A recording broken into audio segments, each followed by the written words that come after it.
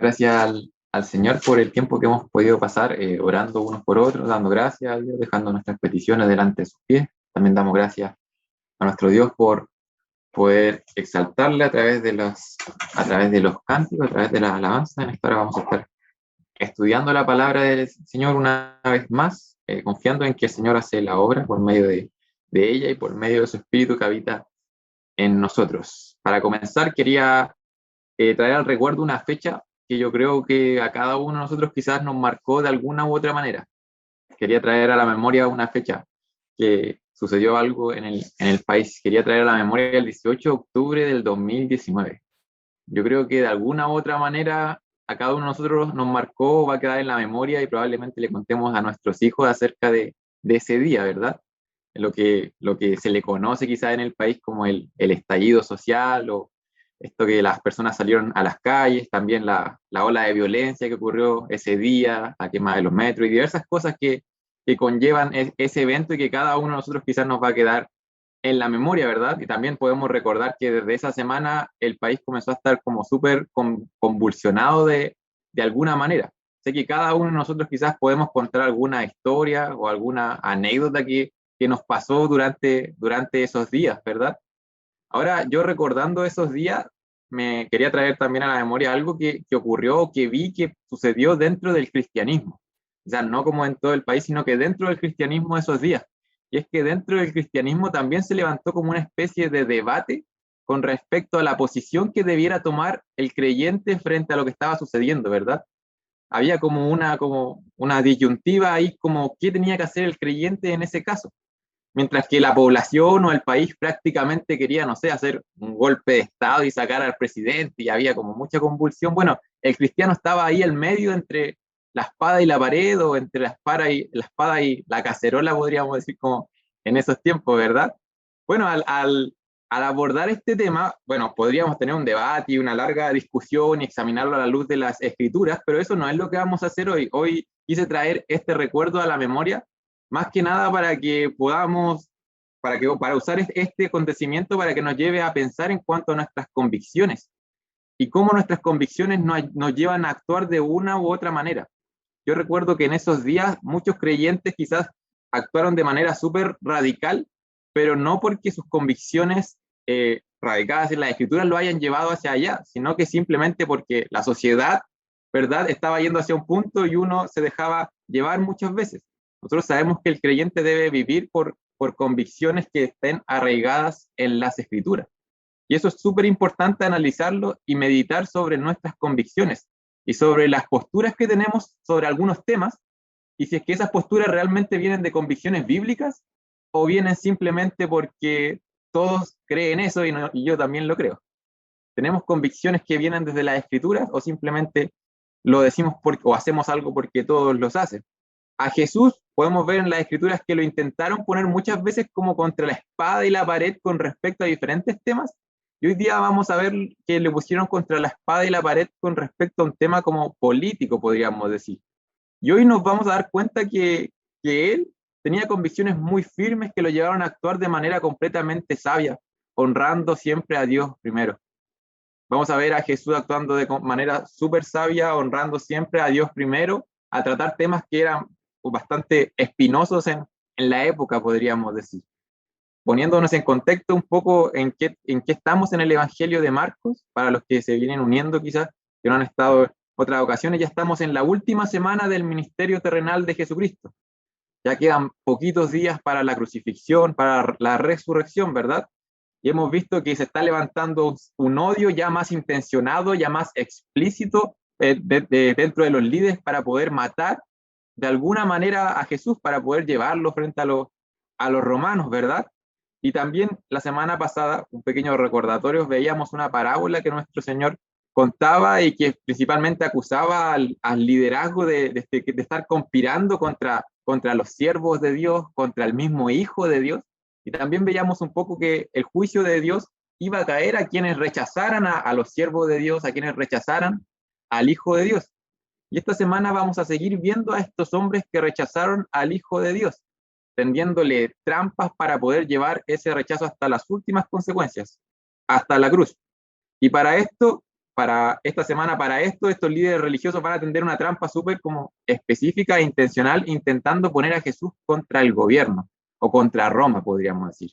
Van a intentar poner a Jesús contra Roma, y esto nos va a llevar a nosotros, y la respuesta de Jesús, y la manera en que Jesús aborda este tema, nos va a llevar a reflexionar acerca de la relación que tiene el creyente con el gobierno, la relación que tiene el creyente con las autoridades, y sale aquí un tema bastante interesante que va a ser de mucha edificación para nosotros hoy. Y la pregunta que vamos a estar respondiendo principalmente aquí es, ¿debe someterse el creyente al gobierno? ¿Debe someterse el creyente al gobierno? De cierta manera, la pregunta que le van a hacer estos hombres, esta trampa, va a ser esa. Va a ser una pregunta capciosa, que es como, ¿debe someterse el creyente al gobierno? Eso es lo primero que vamos a ver, esta pregunta que le hacen, esta trampa. Y luego vamos a ver la respuesta sabia de Jesús, que nos va a llevar a entender un poco más acerca de este tema y cómo abordarlo de manera bíblica. Vamos a estar en Marcos capítulo 12, de los versículos 13 al 17. Los invito a Marcos capítulo 12, de los versículos 13 al 17. No son muchos versículos que vamos a estar viendo hoy. Marcos 12, del 13 al 17. Marcos solamente tiene 16 capítulos, así ya estamos llegando casi al final del Evangelio de Marcos 12, del versículo 13 al 17. Voy a dar lectura de estos versículos. Es importante que tengamos ahí nuestras Biblias para leer directamente de ella. Dice la palabra de Dios: y le enviaron algunos de los fariseos y de los herodianos para que le sorprendiesen en alguna palabra. Viniendo ellos le dijeron: Maestro, sabemos que eres hombre veraz y que no te cuidas de nadie, porque no miras la apariencia de los hombres, sino que con verdad enseñas el camino de Dios. ¿Es lícito dar tributo a César o no? ¿Daremos o no daremos? Mas él, percibiendo la hipocresía de ellos, les dijo: ¿por qué me tentáis? Traedme la moneda para que la vea. Ellos se la trajeron y les dijo: ¿de quién es esta imagen y la inscripción? Ellos le dijeron: de César. Respondiendo Jesús les dijo: dad a César lo que es de César y a Dios lo que es de Dios.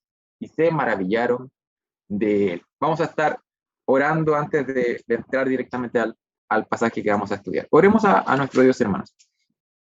Amado Padre Celestial, gracias te damos porque tú eres bueno con nosotros. Agradecemos, Señor, por nuestro Salvador Jesucristo. Agradecemos porque hoy, Señor, podemos conocerte, podemos amarte, Señor, y podemos amar a los demás, Señor, demostrando ese amor que tú nos has derramado hacia nuestras vidas. Padre, agradecemos por este tiempo que podemos pasar a la distancia. Agradecemos porque podemos tener tu palabra. Padre, encomendamos este tiempo en tus manos, Señor, reconociendo, Señor, que solos no podríamos, Señor, entender estas cosas, Señor, reconociendo también, Señor, que tu Espíritu habita, Señor, en los creyentes, en tus hijos, Señor, así que confiando en eso venimos ante ti, Señor, sabiendo en que tú haces la obra en nuestros corazones, sé tú ayudándonos, Señor, a poder estar concentrados en este tiempo, Señor, ayudándonos, Señor, a poder entender estas verdades y por sobre todo, Señor, a poder creerlas, a poder abrazarlas, a poder realmente vivirlas, Señor, que nuestra vida se vea afectada de alguna manera, Señor, a través, Señor, de lo que vamos a estar viendo hoy, Padre. Sé tú haciendo la obra en este tiempo, sé con nosotros, te pedimos esto en el nombre de tu Hijo amado, Jesucristo, nuestro Salvador.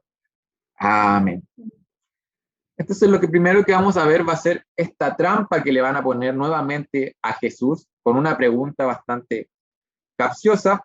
Y el versículo 13 vemos a quiénes son los que van a atender esta trampa. Dice versículo 13, y le enviaron a algunos de los fariseos y los de los herodianos para que les sorprendiesen en alguna palabra. Los líderes de religiosos envían a dos grupos de hombres. Creo que en otro de los evangelios dicen que estos hombres eran jóvenes o eran estudiantes. Estos fariseos y estos herodianos, los dirigentes, envían a estos hombres ¿para qué? Para de alguna manera lograr dar muerte a Jesús y pillar a Jesús de cierta manera. ¿Quiénes eran estos grupos de hombres? ¿Quiénes eran los fariseos y los herodianos? Llama la atención que nuevamente aquí se mencionan a dos grupos que no tenían mucho en común, Se podría decir que estos grupos eran más bien antagonistas, eran opuestos en sus puntos de vista tanto políticos y religiosos. Sabemos que los fariseos, por un lado, eran defensores extremos de la ley, ¿verdad? Y la conducta religiosa. Bueno, los herodianos, que quizás no sabemos tanto de ellos, no eran tan religiosos y de cierta manera violaban muchas de las cosas sagradas para los judíos. Por otra parte, teníamos a los fariseos que sabemos que estaban preocupados de la ley de Dios. Bueno, los herodianos estaban más preocupados de la ley de Roma. Los judíos estaban más dedicados a Israel, los herodianos estaban más dedicados a Roma. Y es por eso que podemos decir que los fariseos eran como intensamente religiosos y los herodianos eran más intensamente políticos. De hecho, se les llama herodianos porque eran muy leales a la familia de Herodes, del gobernador de Galilea y de Perea, que había sido puesto por el César. Entonces eran leales a Herodes y igualmente eran seguidores y aduladores del César. Entonces, por eso podemos decir que los herodianos eran más políticos que religiosos, pero estos dos grupos que quizás no tenían tanto en común se unen. ¿Y se unen con qué objetivo? No con buenas intenciones, sino que ahí el texto dice que se unen para sorprender a Jesús. Para sorprender, no es para darle una sorpresa, sino que es para atraparle.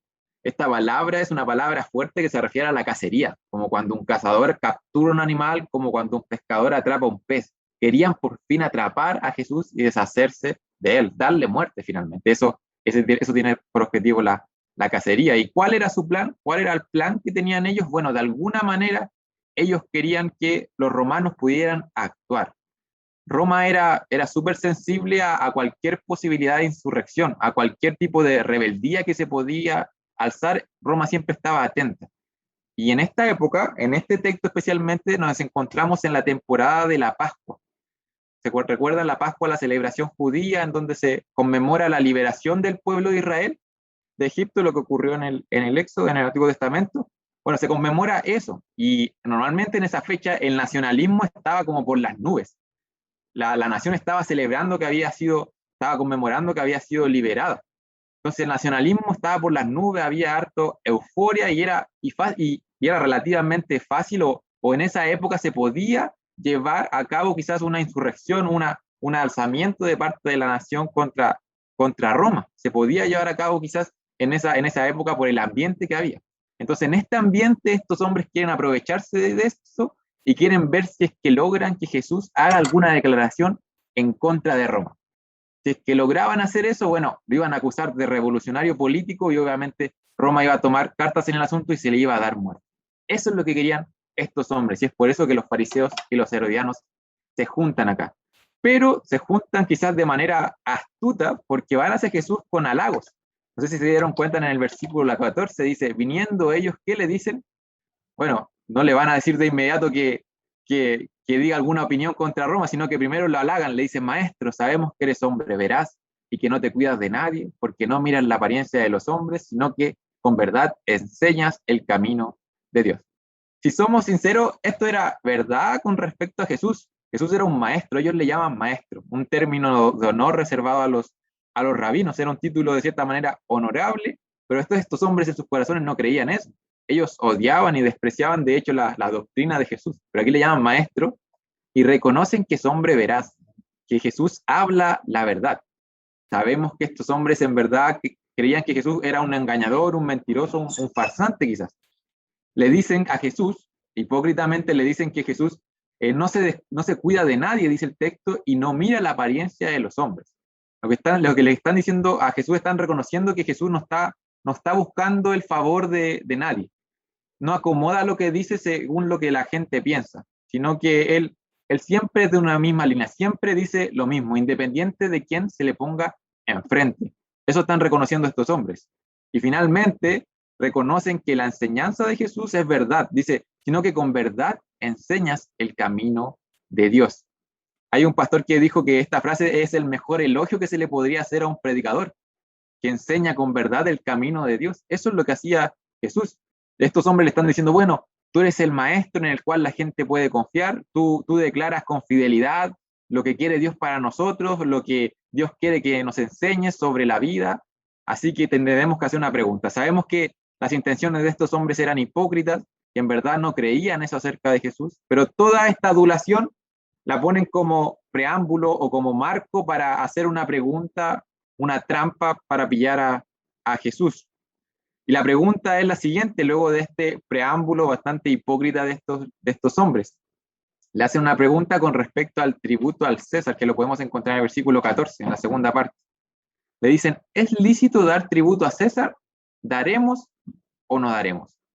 Esta es la pregunta, la trampa o el anzuelo que tiran estos hombres a Jesús. Intentan poner a Jesús en aprieto. No sé si se recuerdan que ya había pasado algo semejante en cuanto a la autoridad de Jesús hace una semana y va a continuar pasando en esta misma semana de la vida de Jesús. Lo intentan poner entre la espada y la pared, esta vez con respecto al tributo al César.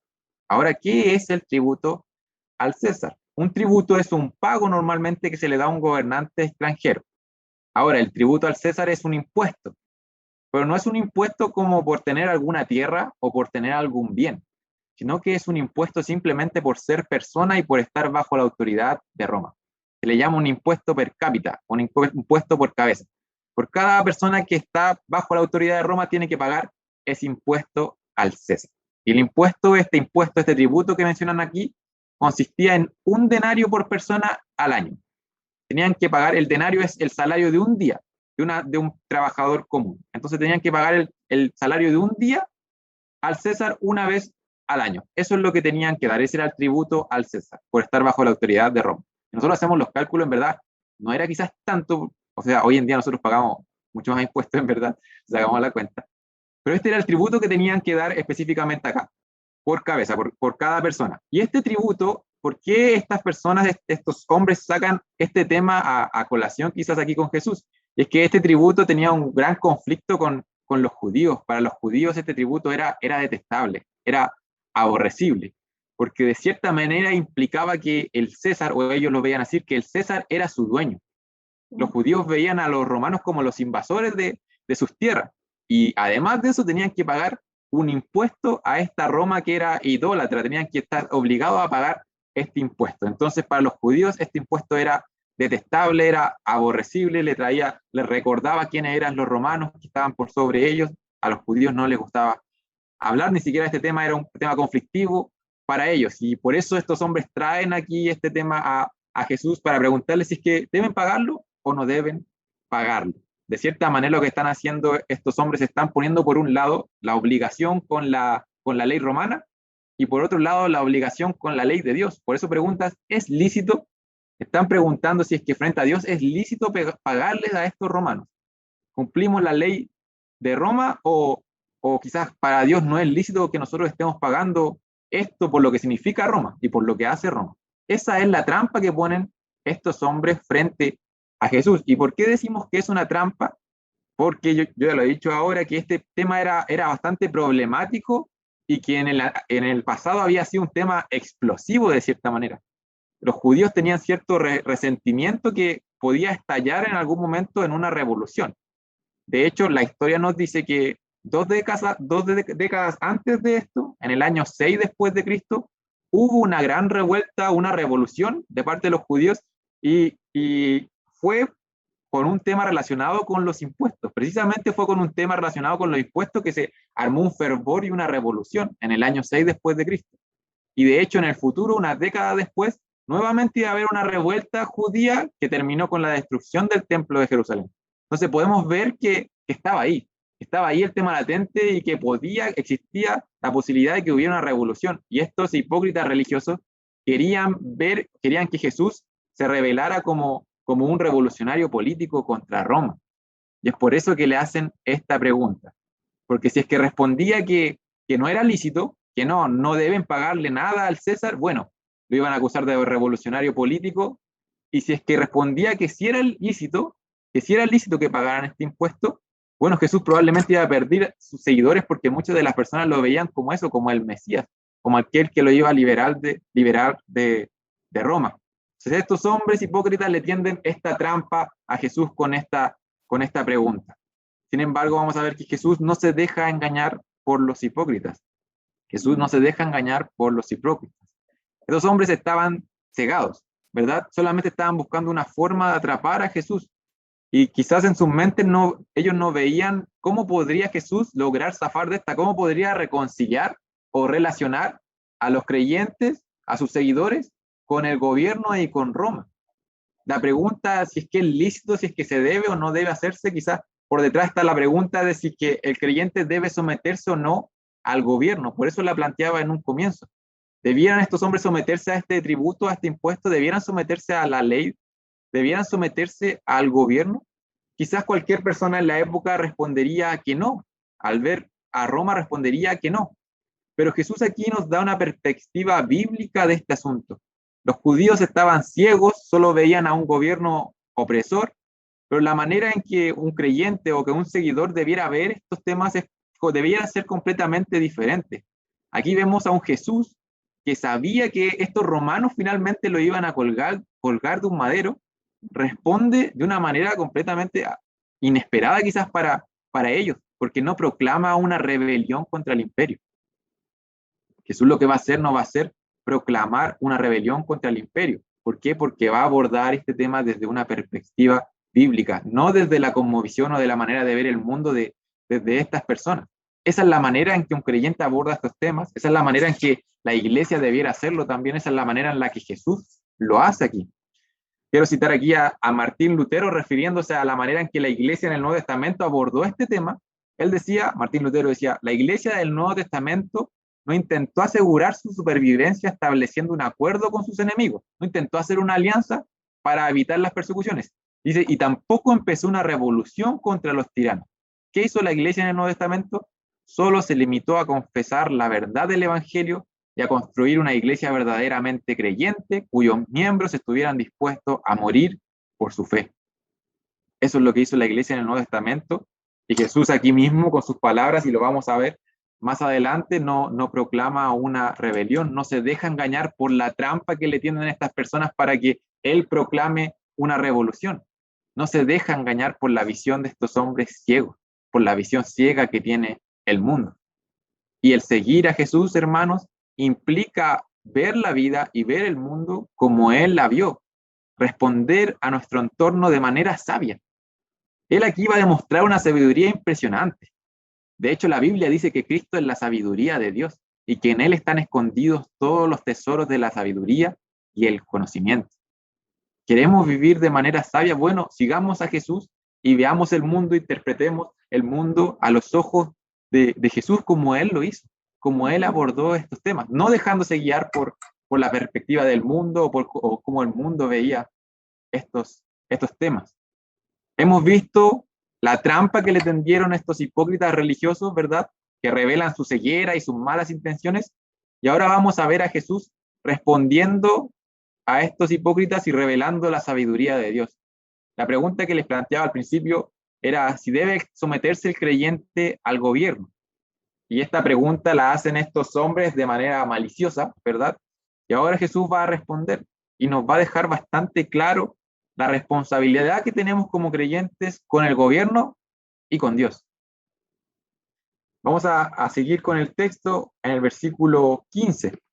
Ya vimos la pregunta, la trampa de estos hombres, y vamos a ver la respuesta de Jesús. Dice, mas él, Jesús, percibiendo la hipocresía de ellos, les dijo, ¿por qué me tentáis? Traedme la moneda para que la vea. El Evangelio de Mateo nos dice que Jesús aquí conocía la malicia de ellos, y el Evangelio de Lucas nos dice que él comprendía la astucia de ellos. Cada una de estas palabras que ocupan los evangelios nos da un retrato más complejo, más completo de la actitud y de las intenciones de estos hombres. Eran astutos, pero eran engañadores, eran de cierta manera hipócritas, buenos actores quizás, pero que no pudieron lograr engañar a Jesús. Y es por eso que Jesús les pregunta, ¿por qué me tentáis? Reconoce que simplemente era una trampa y manda a traer una moneda. Versículo 16 dice, ellos se la trajeron y les dijo, ¿de quién es esta imagen y la inscripción? Ellos le dijeron, de César. ¿Qué le trajeron aquí? Lo más probable es que le trajeron un denario, aquel tributo que se le tenía que dar al César. Y esta imagen efectivamente llevaba la imagen de Tiberio César, quien era en ese tiempo el hijo adoptivo de Augusto. Se le consideraba quizás el hijo de un dios. Y eso obviamente a los judíos aún más los llevaba a aborrecer todo esto que tenía que ver con el tributo y con el denario incluso. ¿Y qué decía el denario específicamente? Porque aquí Jesús menciona la imagen, que por un lado salía la imagen, la cara del César, y una inscripción. Se dice que lo que tenía la moneda por un lado era la cara del César y decía lo siguiente, decía Tiberio César, hijo del divino Augusto. Decía por un lado y la cara de César. Y por el otro lado salía el mismo César, pero ahora sentado en un trono y vestido de sumo sacerdote, y por ese lado decía Pontífice Máximo. O sumo sacerdote. Eso decía este denario. Tiberio César, hijo del divino Augusto, y por otro lado decía Pontífice Máximo. Y entonces Jesús pide la moneda y todos sabían lo que decía la moneda, y Jesús con esta moneda responde a estos hombres y a la trampa de estos hombres. Y quiero que pongamos mucha atención a la declaración de Jesús acá, que muchos dicen que es la declaración política más importante que ha hecho Jesús no, muchos dicen que es la declaración política más importante de la historia. De hecho, algunos dicen, personas que no son ni siquiera creyentes. Jesús con esta moneda, él responde en el versículo 17 y dice, dad a César lo que es de César y a Dios lo que es de Dios. Y se maravillaron de él. Así que muchos hemos escuchado esta respuesta que dio Jesús, esta frase de Jesús. Dad a César lo que es de César y a Dios lo que es de Dios. Vamos a dividir esta respuesta en dos partes. Primeramente, Jesús dice, dad a César lo que es de César. Esa palabra dad se podría traducir de mejor manera quizás como a devolver. Devuelvan a César lo que ya es de César. ¿Qué está diciendo aquí Jesús con estas palabras y teniendo esta moneda en sus manos? Bueno, está diciendo, paguen el tributo al César. Eso está diciendo. Jesús está enseñando claramente que pagar impuestos a un gobierno secular es una obligación. Y es por eso que el verbo quizás aquí también se podría traducir como a devolver algo. Devuelvan eso. O sea, les corresponde pagarlo, sométanse al gobierno, dad a César lo que es de César. Y el tema aquí quizás puede ser conflictivo, pero Jesús o la palabra de Dios no solamente nos habla aquí acerca de la sumisión a las autoridades y las responsabilidades que tenemos para el gobierno, sino que hay otros pasajes que son quizás extienden mucho más esto y son muy explícitos en cuanto a esto. Llega a uno a sorprenderse en cuanto a esto de dar al César lo que es de César, a la responsabilidad que tienen los creyentes con el gobierno. Y quiero invitarlos a Romanos 13 porque considero súper importante que podamos leer este texto y que cuando, no sé, quizás tengamos que buscar convicciones acerca de algunos temas, podamos vayan a Romanos 13, convicciones con respecto al gobierno, a esta relación que nosotros como creyentes tenemos en un plano terrenal con las autoridades. Vamos a estar leyendo algunos textos de versículos de Romanos 13, que es un pasaje que trata este tema. Voy a estar leyendo otra versión, pero ahí me pueden seguir. Voy a leer primero los 3 primeros versículos, creo. Dice la palabra de Dios en Romanos 13, dice, sométase toda personas a las autoridades que gobiernan, porque no hay autoridad sino de Dios, y las que existen por Dios son constituidas. Mira lo importante que está diciendo aquí la palabra de Dios. Dice que las autoridades no se han puesto ahí por azar, sino que Dios es soberano sobre ellas. Son constituidas por Dios, dice. Por tanto, el que resiste la autoridad, al ordenado por Dios se ha opuesto, y los que se han opuesto recibirán condenación sobre sí mismo. Y quiero que saltemos ahora al versículo 5. Dice, por tanto, es necesario someterse no solo por razón del castigo, sino también por causa de la conciencia. Pues por esto también ustedes, mira, aquí trata directamente el tema, pagan impuestos, porque los gobernadores son servidores de Dios dedicados precisamente a esto. Paguen a todos los que deban, al que impuesto, al que tributo, al que temor, al que honor. Aquí, en este pasaje, la palabra de Dios es bastante clara en cuanto a la responsabilidad del creyente que tiene con las autoridades. De hecho, aquí, bueno, mi Biblia dice actitud hacia las autoridades. Es bastante clara al hablar acerca de la actitud que tenemos que tener como creyentes hacia las autoridades. Quiero que vayamos a Primera de Pedro. Y quiero que, bueno, este es el último pasaje. Vamos a volver a Marcos después. Primera de Pedro, capítulo 2. Y quiero ir a este pasaje porque también lo considero muy importante con respecto al tema y más aún considerando que aquí la iglesia estaba siendo fuertemente perseguida. Aquí había un tirano gobernando. Y Pedro le escribe aquí a la iglesia en Primera de Pedro 2, versículos 13 y 14, y dice lo siguiente. Primera de Pedro 2, 13 y 14. Dice, sométanse por causa del Señor a toda institución humana, ya sea al rey como autoridad o a los gobernadores como enviados por él para castigo de los malhechores y alabanza de los que hacen el bien. Porque esta es la voluntad de Dios, que haciendo bien ustedes hagan enmudecer la ignorancia de los hombres insensatos. Eso es lo que dice la palabra de Dios con respecto al gobierno. Claro, aquí también menciona acerca de la responsabilidad del gobierno y cómo el gobierno y esta relación del gobierno con el bien y el mal. Pero en este caso estamos tratando acerca del creyente con el gobierno y de hecho hay otro texto bíblico que dice que incluso tenemos que estar orando por aquellas autoridades. De hecho, tenemos que estar orando por aquellas autoridades. Entonces, en base a la palabra de Dios podemos ver que se nos manda a dar a César lo que es de César, a cumplir con nuestras obligaciones que tenemos como ciudadanos. Y la única vez que se puede quizás desobedecer legítimamente al gobierno es cuando se ordena algo contrario a la ley de Dios, ¿verdad?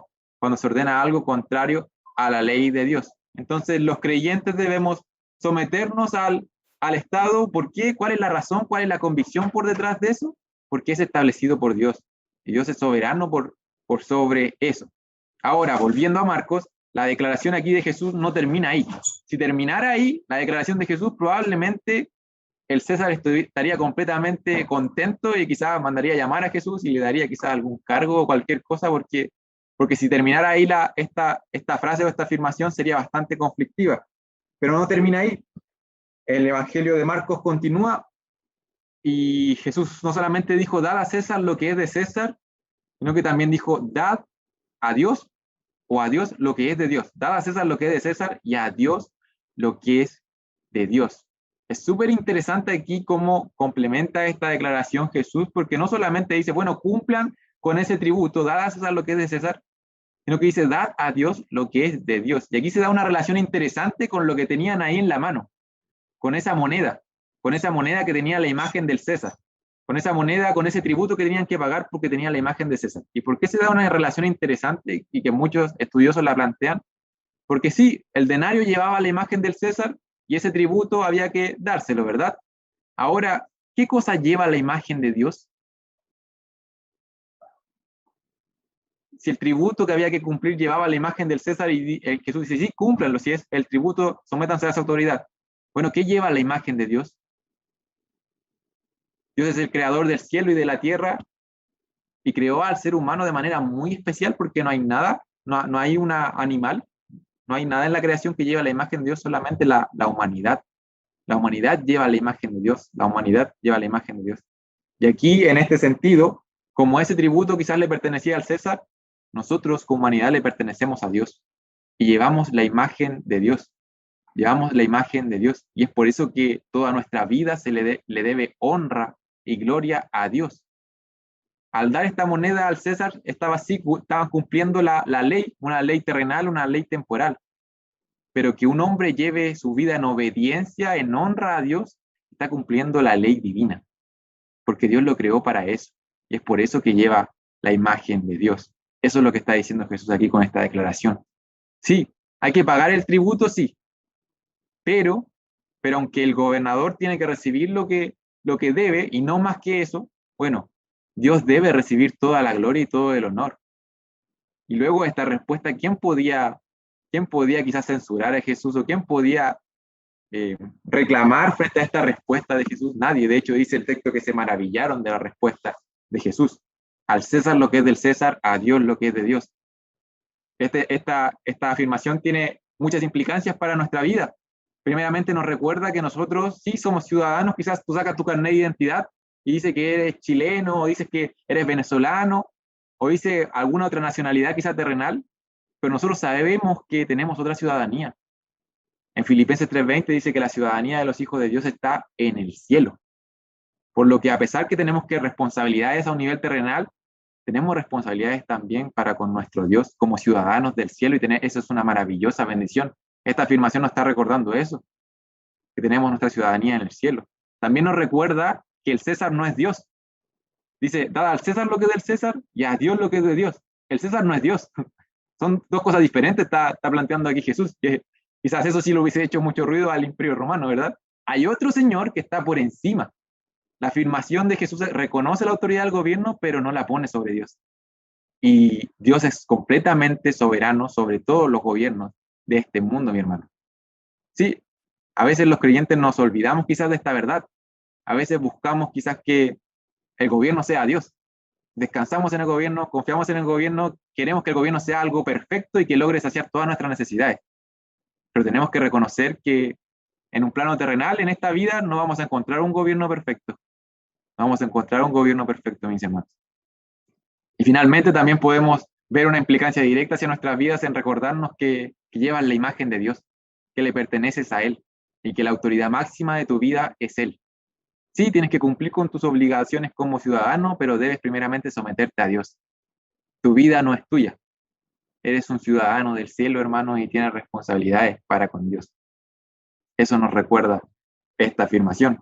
Ya para ir terminando, quizás piensas que este sermón fue de política, pero no fue de política, sino que nuestro Señor Jesucristo está enseñando cómo responder a este mundo, cómo ver las cosas de manera bíblica. Quizás en un comienzo yo le planteaba la pregunta, ¿debe someterse el creyente al gobierno? Bueno, a raíz del texto hemos visto que la autoridad que tiene Jesús Y más aún hemos visto que, y en anteriores sermones, hemos visto que Él tiene autoridad sobre todo lo creado y Dios es soberano incluso sobre los gobiernos. Nosotros afirmamos que Jesús es el Rey y que vendrá a reinar. Y esa, de cierta manera, igual es una declaración política y podríamos decir que la declaración política más transformadora que existe. Jesús es el Rey. Y nosotros llevamos la imagen de Dios, veíamos a través del texto. Qué gloriosas verdades podemos ver a través de la palabra de Dios.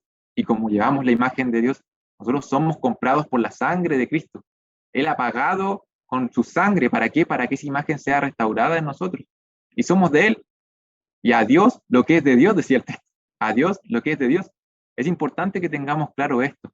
Vivimos en este mundo en donde hay leyes terrenales que someterse, y lo hacemos siempre que no vaya en contra de la ley de Dios, pero no ponemos nuestras esperanzas en los gobiernos de turno, mi hermano, sino que en el Dios soberano, que está sobre todos los gobiernos de la tierra. Y esperamos que el glorioso y todopoderoso Rey regrese y reine por siempre, mis hermanos. Vamos a estar orando a nuestro Dios. Amado Padre Celestial, gracias te damos, Señor, por este tiempo. Agradecemos, Padre, porque tú eres bueno para con nosotros, porque tu misericordia se derrama hacia nuestras vidas, Señor. Y también agradecemos, Señor, porque vemos cómo tu misericordia se derrama hacia el mundo, Señor, sosteniéndolo, Señor, y estableciendo también, Señor, gobiernos, Padre. Agradecemos, Señor, por eso, Señor. Oramos, Señor, por las autoridades, Señor, que tú soberanamente, Señor, has permitido que estén, Señor, en esos lugares, Señor. Oramos por ellos, Señor, para que tú seas, Señor, con ellos, Señor, para que, ¿por qué no rogamos por sus vidas espirituales, Señor, para que de alguna manera, Señor, se les sea presentado el Evangelio, Señor, y para que puedan gobernar las naciones con temor principalmente a ti, Señor, porque tú eres el estándar de bondad, tú realmente sabes lo que es bueno y lo que es malo, Padre. Oramos por ellos, Señor, y oramos también, Señor, por cada uno de nosotros, Señor, por nuestros corazones, Señor, porque muchas veces, Señor, nos dejamos llevar, Señor, quizás por las perspectivas, Señor, que nos plantea el mundo, Señor, nos dejamos llevar, Señor, no por convicciones, Señor, que vengan de tu palabra, Señor, sino simplemente, Señor, por el pensamiento secular. Señor, ayúdanos, Señor, a poder honrarte y glorificarte por sobre todo, Señor. Y que la honra tuya, Señor, y tu gloria sea lo que nos mueva, Señor, a pensar de cierta manera, Señor, a sentir de cierta manera y a actuar de cierta manera, Padre. Ayúdanos, Señor, a eso, Señor, sé tú trabajando en nuestros corazones, Señor, y sé también, Señor, recordándonos, Señor, y convenciéndonos, Señor, quizás si es que no estamos convencidos, Padre, de que tú nos creaste con un propósito, de que tú has puesto tu imagen en nosotros, Señor, y de que en Cristo hoy nosotros podemos, Señor, volver a adorarte, Señor, en que en Cristo, Señor, ha sido pagado el precio, Señor, esa gloriosa sangre, Señor, ha sido derramada para comprarnos, Señor. Ayúdanos, Señor, a creer en eso, Señor, a arrepentirnos de vivir una vida, Señor, alejada de ti, Señor, y a comenzar a vivir para ti, Señor, reconociendo que somos tu posesión, que te pertenecemos, Señor, que nuestra vida no nos pertenece, Señor, y que te la debemos a ti, Señor, y que debemos honrarte, Señor, con todo lo que hagamos en nuestra vida. Padre, agradecemos por tu palabra, Señor, y te pido, Señor, para que nos seas ayudando, Señor, a generar, Señor, convicciones firmes, Señor, arraigadas, Señor, en lo que tú has revelado. Te pedimos esto y te agradecemos por este tiempo. En el nombre de tu Hijo amado Jesucristo. Amén.